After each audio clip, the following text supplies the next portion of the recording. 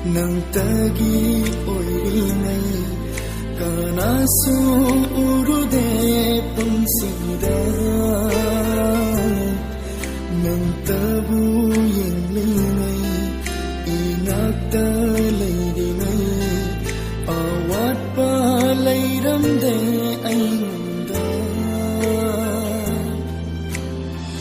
ngasidi pumnama mangkhare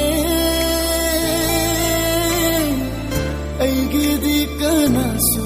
laitare